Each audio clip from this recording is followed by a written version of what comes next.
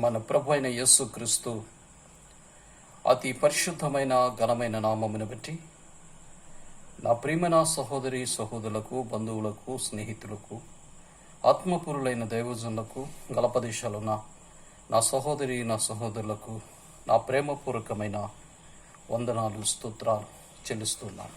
దేవుడు నాకు ఇచ్చిన ఈ సమయాన్ని బట్టి నేను ప్రభువుని ఎంతగానో స్తుతిస్తూ ఆయన నామాన్ని గణపరుస్తూ ఉన్నాను. దేవుని లేఖనాలలో నుంచి కొన్ని వచనాలు మీతో పంచుకోవాలని నేను ఆశిస్తూ ఉన్నాను. సేలోని పైరు చేతికి రాకున్నను, ఫలములన్నీ రాలిపోయినా, సిరు సంపదలన్నీ దూరమైపోయినా, నేను చలించనులే. చేలోని పైరు చేతికి రాకున్నను, ఫలములన్నీ రాలిపోయినా, సిరు సంపదలన్నీ దూరమైపోయినా, నేను చలించనులే. నిశ్చలమైన రాజ్యము కొరకై ఎల్లవేళలా నీ వేచియుంటిని. నిశ్చలమైన రాజ్యము కొరకై ఎల్లవేళలా నే వేచియుంటిని. నా గీతారాధనలో యేసయ్యా నీ కృప ఆధారమే, నా ఆవేదనలలో జనించనే నీ కృప ఆదరణ. నా గీతారాధనలో యేసయ్యా నీ కృప ఆధారమే. ఆమేన్. ప్రకటన గ్రంథం 3వ అధ్యాయం 8వ వచనాన్ని నేను చదువుతాను. అక్కడ రాయబడిన మాట ఏంటి అంటే, ఆయన అంటాడు, చూడండి, ఇదిగో తలుపుని ఎదుట తీసి ఉంచాను, దానిని ఎవడు వేయనేరడు. ఈ ప్రకటన గ్రంథంలో ఫిలిప్పీ సంఘానికి యోహాను చేత రాపిస్తూ ఒక శ్రేష్టమైన మాట, ఇదిగో నీ ఎదుట తలుపు తీసి ఉన్నాను. గమనించమని మనవి చేస్తున్నాను. ఇదిగో తలుపు తీసి ఉన్నాను, ఎవడు దానిని వెయ్యనేరడు అని ఈ లేఖనాల్లో మనం చూస్తాం. ఆయన తెరిస్తే ఎవడు మూయలేడు, ఆయన మూస్తే ఎవరూ తెరవలేరు. నా ప్రియమైన సహోదరి సహోదరుడా, ఆయన అంటాడు, తెరిచి ఉంచాడట నీ కొరకు. ఆయన ఇంకా వేచిస్తున్నాడు.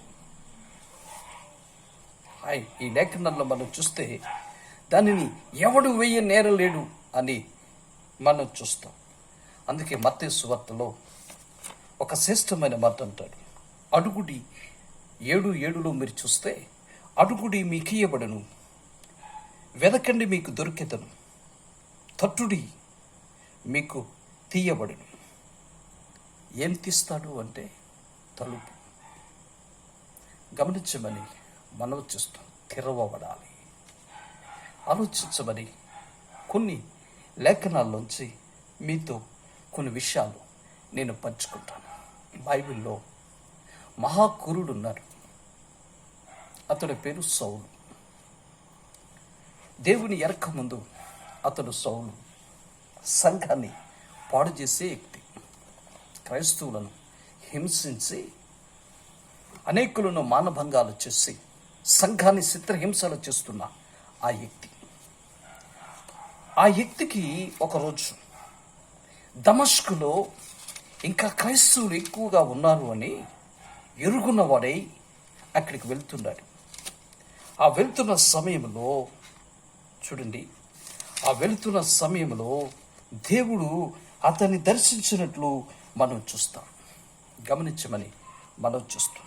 9 మీరు 8 చదివితే చూడండి, ఇక్కడ రాయబడిన మాటను మనం జ్ఞాపకం చేసుకుంటే, సౌలు నేల మీద నుండి లేచి కన్నులు తెరిచెను, ఏమీ చూడలేకపోయాను. గమనించమని మనవి చేస్తున్నాయి. ఇతను మనోనేత్రాలు దేవుడు తెరిచాడంట. గమనించండి, ఈ లేఖనంలో మనం చూస్తే ఇతడు మనోనేత్రాలు ఏమై ఉన్నాయంటే గుడ్డుతనమై ఉన్నాయి. ఈ మనోనేత్రాలు అంధత్వములో ఉండి ఏం చేస్తున్నాడో తెలియని అనుభవాలలో వెళ్తున్నాడు.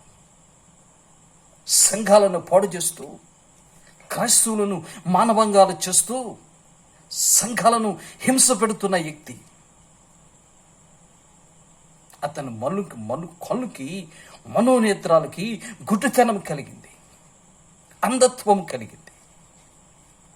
ఎందుకంటే అహంభావం. చూడండి, అతడు ఒక పెద్ద పేరు ప్రతిష్టలు కలిగినోడు, మహానిష్ట కలిగిన భక్తి కలిగిన వ్యక్తి. ఆ వ్యక్తికి ఇప్పుడు ఏమైంది అనంటే దేవుడంట తెరిచాడంట. ఏం తెరిచాడు అనేది మనం చూస్తే అతని మనోనేత్రాలు తెరిచాడు. చూడండి, గమనించమని మనవి చేస్తున్నాం. నా ప్రియమైన సోదరి సోదరుడా, మనోనేత్రాలు యుగ సంబంధమైన దేవత అతని మనోనేత్రానికి గుడ్డితనాన్ని కలగజేసి ఏది మంచో ఏదో చెడో తెలియని పరిస్థితిలో సంఘాన్ని హింసిస్తూ ఉన్నా, సంఘాన్ని పాడు చేస్తున్నా, దేవుడు ప్రేమ కలిగిన వ్యక్తి కనుక తగిన సమయంలో దేవుడంట అతన్ని మనోనేత్రాలు వెలిగించాడు. వెలిగించటం వలన ఇప్పుడు అతడు వెళుతున్నవాడు నేల మీద పడినట్లు మనం చూస్తాం. ఆలోచించమని మనం చూస్తున్నాం. నా ప్రియమైన సోదరి సోదరుడా, ఎంత దేవునికి హేమిగా బ్రతికాడు, ఎంత దేవుని నామాన్ని దూషించాడు, ఎంత దేవుని నామాన్ని అవమానపరిచాడో ఆ వ్యక్తి దేవుడు దర్శించి మనోనేత్రాలు తెరిస్తే ఇప్పుడు అతని జీవితంలో ప్రభు కొరకు అనేకమైన సంఘాలు కట్టేదానికి, అనేకమైన ఆత్మలు సంపాదించేదానికి దేవుడు అతనిని ఆదిలోనే ఏర్పరచుకుని తన ద్వారా అద్భుతమైన కార్యాలు, ఆశ్చర్య కార్యాలు దేవుడు అతని ద్వారా చేపించాడు. కారణం ఏంటి అంటే మనోనేత్రాలు తెరవబడాలి. అందుకే ఆయన అంటాడు, ఇదిగో మీ ఎదుట తలుపు తెరిచి ఉన్నాను, ఎవడు దానిని ముయ్యలేడు, ఎవడు దానిని తెరవలేడు. ఆలోచించవు సహోదరి సహోదరుడా, ఈరోజు యుగ సమ్మతమైన దేవత కొరింథీ పత్రికలో అపొస్తలుడైన ఆ పౌలే అంటాడు, ఆ సౌలుగా ఉన్న పౌలే అంటాడు, యుగ సంబంధమైన దేవత మీ మనోనేత్రాలకి గుడ్డితనాన్ని కలగజేసి ఏది మంచో ఏది చెడో తెలియని అనుభవాలలో మీరు జీవిస్తున్నారని ఆ కొరింథీ పత్రికలో మనం చూస్తాం. అందుకే మొదటిగా మనోనేత్రాలు తెరవబడాలి. అది అపోస్తుల కార్యంలో 16 అధ్యాయంలో మరో మాట కూడా మీకు జ్ఞాపకం చేస్తాను. 16:14 ఒక శ్రేష్టమైన మాట అక్కడ రాయబడి ఉంటుంది. గమనించమని మనవి చేస్తున్నాం. అప్పుడు లూదియా దైవ భక్తి గల ఒక స్త్రీ వినిచుండెను. ఆమె ఉదారంగు పొడవుని అమ్మి తూతైరాతై పట్నస్తురాలు. ప్రభువు ఆమె హృదయమును తెరిచెను. గమనించండి, అక్కడేమో మనోనేత్రాలు తెరిచాడు దేవుడు. మనోనేత్రాలు తెరిస్తే ఏది మంచో ఏదో చెడు తెలుసుకుని దేవుని కొరకు బ్రతకటం నేర్చుకున్నాడు. దేవుని కొరకు హతసాక్షిగా మార్చబడ్డాడు. దేవుని కొరకు అనేకమైన సంఘాలు కట్టగలిగాడు. దేవుని కొరకు బలమైన పరిచర్య చేయగలిగాడు. ఎందుకంటే అతని మనోనేత్రాలు తెరిచాడు దేవుడు. ఇక్కడ ఈ విషయాన్ని మనం చూస్తే ఒక వ్యాపారం చేసుకునే స్త్రీ, వ్యాపారం చేసుకుని ఆ ఆ పౌలు గారు చెప్తున్న మాటలు చెవిని పెట్టి వ్యాపారం చేసుకోవాలి. వ్యాపారం చేసుకుని ఆమె ఆయన మాటల మీద మనసు పెట్టిందంట. మనసు పెడితే దేవుడు ఆమె హృదయాన్ని తెరిచాడు. ఆలోచించమని మనం చేస్తున్నాం. అంటే ఈ హృదయము మూయబడ్డది. ఇప్పుడు ఈ హృదయం ఏమైందంటే తెరవబడింది. అందుకే ఆ కుటుంబం అంతా రక్షించబడినట్లు మనం చూస్తాం ఆ లేఖనాల్లో. అపొస్తలుడైన పౌలు దగ్గరికి వెళ్ళి ఆ మంటది, అయ్యా ఆ మంట చూడండి, ఆమె ఇంటి వారు బాప్తిసము పొందిరి. దేవుడు ఆమె హృదయాన్ని తెరిచాడంట. తెరిస్తే అక్కడ జరిగిన అద్భుతమైన కార్యం ఏంటంటే ఆమె ఆ ఇంటి వారు బాప్తిసం పొందినట్లు లేఖనాల్లో చూస్తాం. భర్త చర్చికి వెళ్ళాడు అనుకోండి, భార్య రాదు. భార్య చర్చికి వెళ్ళాడు అనుకోండి, భర్త రాడు. మరి చూడండి, ఆ వ్యక్తి ద్వారా ఆ కుటుంబమే రక్షించబడింది. ఎందుకంటే ఆమె హృదయము తెరవబడింది. నా ప్రియమైన సోదరుడా, నిజంగా దేవుని వాక్యం వింటున్నాం అని నువ్వు అనుకుంటున్నావు, దేవుని సన్నిధికి వెళ్తున్నాను అని నువ్వు అనుకుని భ్రమలో ఉంటే, దేవుడు నీ హృదయాన్ని తెరిస్తే నీ బిడ్డలు నశించిపోతున్నారు, నీ కుటుంబం నశించిపోతుంది, నీ భర్త నశించిపోతున్నాడు. నీ హృదయం నిజంగా దేవుడే తెరిస్తే నీ కుటుంబాన్ని రక్షణ మార్గంలోకి నువ్వు నడిపించాలి. నశించిపోతున్న ఆ ఆత్మలను, నశించిపోతున్న ఆ బిడ్డలను ఈరోజు నీవు ఆయన సన్నిధిలోకి నడిపించటమే కాదు, నీ కుటుంబం అంతా రక్షించబడి అనుభవంలోనికి రావాలి. అందుకే ఈ లేఖనాల్లో మనం చూస్తే దేవుడంట ఆమె హృదయాన్ని తెరిచాడు. తెరవటం వలన జరిగిన కార్యం ఏంటంటే ఆమె ఇంటి వారు రక్షించబడినట్లు మనం చూస్తాం. తరతరాలుగా మందిరాలకు వెళ్తున్నాం, వేవేల రూపాయలు కానుకలు ఇస్తున్నాం, ఆరాధన చేస్తున్నాం, పాటలు పాడుతున్నాం. మరి నీ భర్తను రక్షించుకున్నావా? నీ పిల్లలను రక్షించుకున్నావా? నీ కుటుంబాన్ని రక్షించుకున్నావా? ఒక్కసారి ఈ వాక్యం మీద మనసు పెట్టమని దండం పెట్టి పాదాలు పట్టుకుని మనం చూస్తున్నాం. నీ జీవితంలో అగ్ని ఆరదు, పురుగు సావదు. నీ కుటుంబం రక్షించే భారము దేవుడు నీ మీద పెట్టాడు. అందుకే నువ్వు రక్షించబడ్డావు. అందుకే దేవుడు నిన్ను ఆయన మార్గంలోకి నిన్ను నడిపించాడు. కనుక నీవు నీ పిల్లలను, నీ కుటుంబాన్ని ఆయన సన్నిధిలోకి నీవు నడిపించాలి. ఆ త్యాగాన్ని నువ్వు చేస్తున్నావా?